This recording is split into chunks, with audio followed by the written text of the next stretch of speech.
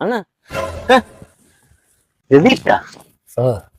അവിടെ ഇടയ്ക്ക് അതൊരു കാര്യമുണ്ട്. ഉമ്മാരെ ഒരു ചെറുതടിക്കാന്നും പറഞ്ഞ് പൈസയൊക്കെ വാങ്ങിച്ചോണ്ട് പോയി. അമ്മരെ കാണാനില്ല. ഞാൻ പിന്നെ ഇവിടെ ഇരുന്ന് ആൾക്കാർ വിചാരിക്കും ഞാൻ വല്ല സീൻ പിടിക്കാൻ വേണ്ടി ഇരിക്കണം എന്ന് വിചാരിച്ച് അവൻ വിളിച്ചിരുന്നേ. അത് പിന്നെ നാട്ടുകാരെ കുറ്റം പറഞ്ഞിട്ട് കാര്യമില്ല. ഈ സമയത്ത് കുളിക്കടവിൽ ഇങ്ങനെ കുത്തിയിരിക്കുമ്പോഴേ ആരായാലും വിചാരിക്കും നിങ്ങൾ കുളി സീൻ ഇരിക്കാൻ വന്നിരിക്കുന്നത്. ഞാനും അങ്ങനെ തന്നെ വിചാരിച്ചു. പിന്നെ ശൗന്തള ചേച്ചി കുളിക്കുമ്പോഴേ നിങ്ങളെ സ്ഥിരം ഇവിടെ കാണാറുണ്ട്. നീ ഇപ്പൊ എങ്ങോട്ട് പോണ്? എന്നാ ഞാനേ രവി ചേച്ചിയുടെ വീട് വരുന്നു. അവിടെ ചേച്ചിയുടെ പൈപ്പിളകി കിടക്കണമെന്നാ പൊട്ടി കിടക്കണമെന്നാ അങ്ങനെ എന്തിനാ പറഞ്ഞു. നമ്മളെ കണ്ട് കഴിയുന്ന ഒരു കൈ സഹായം അതൊക്കെയല്ലേ നമ്മളെ കൊണ്ട് പറ്റൂ. അറിയണുണ്ട് ആൾക്കാരൊക്കെ പറഞ്ഞു. ഞാൻ എല്ലാം അറിയണുണ്ട്. നീ രവി ചേച്ചിയുടെ പ്രധാന കൈസഹായം നീയാണെന്നും അവിടെയുള്ള പ്ലംബിംഗ് വർക്കുകളെല്ലാം ചെയ്ത് അവരുടെ പൈപ്പിന്റെ ഫിറ്റിങ്സ് എല്ലാം നന്നാക്കണത് നീയാണെന്ന് എല്ലാവരും പറഞ്ഞ് ഞാനും അവർ അറിയുന്നുണ്ട്. എന്താണ് നിങ്ങൾ ഒരുമാതിരി മുള്ളും മനയൊക്കെ വെച്ചിട്ട് പൊള്ളിച്ചു പറയണത്?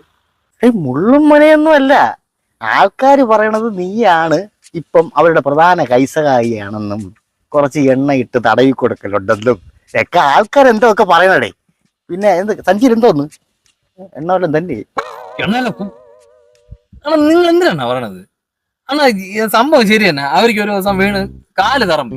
അങ്ങനെ എന്നെ വിളിച്ചു പറഞ്ഞ് എടാ ഇത്തിരി എണ്ണ വാങ്ങിച്ചോണ്ട് വരുമെന്ന് ചോദിച്ചു. ഞാൻ പറഞ്ഞു ശരി ചേച്ചി ഞാൻ വാങ്ങിച്ചോണ്ട് വരാന്ന് പറഞ്ഞ് മനുഷ്യത്വത്തിന്റെ പുറത്ത് ഞാൻ വാങ്ങിച്ചോണ്ട് കൊടുത്ത്. എന്നിട്ട് നിങ്ങളാണെണ്ണ അവരെന്റെ അടുത്ത് പറഞ്ഞ് ഉള്ളത് തന്നെ എണ്ണ ഇട്ട് കൊടുക്കാൻ പറഞ്ഞു. ഞാൻ പറഞ്ഞു എന്റെ അമ്മയാണെണ്ണ ഞാൻ ഉള്ള സത്യം പറയണത് ഞാൻ പറ്റൂലെന്ന് തന്നെ പറഞ്ഞു. ഞാൻ ഇട്ട് കൊടുത്തൊന്നുമില്ല. പക്ഷെ ഇത് ഇവിടുത്തെ കേട്ടോണ്ടെന്ന് ആ ചാവക്കോഴി ഉണ്ടല്ലോ നിങ്ങൾ സാധനം എടുക്കാൻ പോയി അവൻ കേട്ടോണ്ടെന്ന് ഇവനാണ് ഈ നാട് മൊത്തം പറഞ്ഞുണ്ടാക്കിയത്. അല്ലാണ്ട് അമ്മയും പെങ്ങളെ തിരിച്ചറിഞ്ഞൂടാത്ത ഈ പയലുകളാണ് യവന്മാരൊക്കെ. പറഞ്ഞ മനസ്സിലായ ആണാ ഇത്രയും വിവരവും വിദ്യാഭ്യാസമുള്ള നിങ്ങളൊക്കെ ഇത് പറയുമ്പോ സങ്കടം ഉണ്ടെണ്ണ. അണ്ണന്മാരെ പോലെയല്ല നമ്മൾ കാണുന്നത്. എടാ ഞാൻ അങ്ങനെ സംസാരിച്ചതല്ല. നിനക്കറിയാല്ല ഇപ്പോഴും കാലമാണ്. പലതും പറ്റി പിടിച്ചു കഴിഞ്ഞാ ഇപ്പൊ ഒന്നാമത് പ്രത്യേകിച്ച് പറയേണ്ട ആവശ്യമില്ലല്ലോ. അവീതത്തിലുണ്ടാകുന്ന കൊച്ചിന്റെ മോന്തയെ അവന്റെ സ്വന്തം അച്ഛനെ പോലെ ഇരിക്കുകയുള്ളൂ. അത് നീ വളരെയധികം സൂക്ഷിച്ചോളണം. അതുകൊണ്ടാണ് നിന്റെ അടുത്ത് ഞാൻ പറഞ്ഞത്. മനസ്സിലായ? അണ്ണാ ഇനി കൊച്ചുങ്ങൾ ഉണ്ടായാലും ഈ രതീഷിന് ഒരു മകിഴുമില്ല. പറഞ്ഞു മനസ്സിലായ? ഇനി ഈ കൊച്ചിന്റെ DNA ടെസ്റ്റിന് അയച്ചാലും രതീഷ് കളിച്ചു പോലെ തന്നെയായിരിക്കും. കാര്യം എന്താണെന്നറിയാമോ? രതീഷ് തെറ്റ് ചെയ്തിട്ടില്ല. തെറ്റ് ചെയ്താലല്ലേ പഠിക്കാവുള്ളൂ. ഓരോ സദാചാരം അതിന്മാർ ഇറങ്ങിയിട്ടുണ്ട് മനുഷ്യനെ നാണം കെടുത്താൻ വേണ്ടി.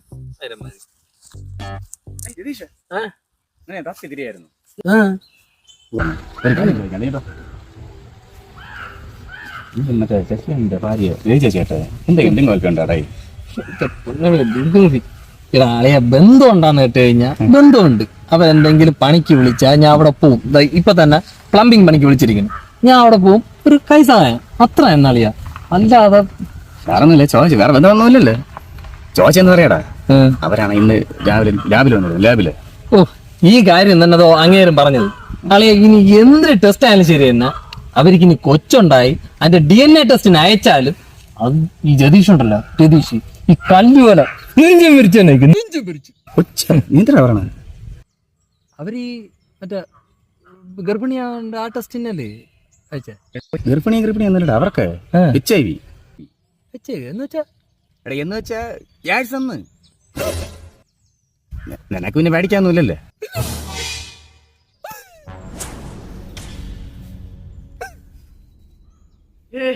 हे प्रभु हे हरि राम कृष्ण जगन्नाथ प्रेमानंद ये क्या हुआ?